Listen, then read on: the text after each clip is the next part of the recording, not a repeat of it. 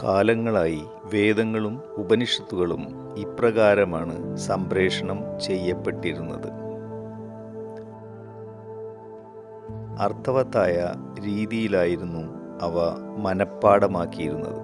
ശ്ലോകങ്ങളെ ചുറ്റിപ്പറ്റി കഥകൾ മെനയുക, കുഞ്ഞുങ്ങൾക്ക് അവയുടെ സാരം മനസ്സിലാക്കി കൊടുക്കുക.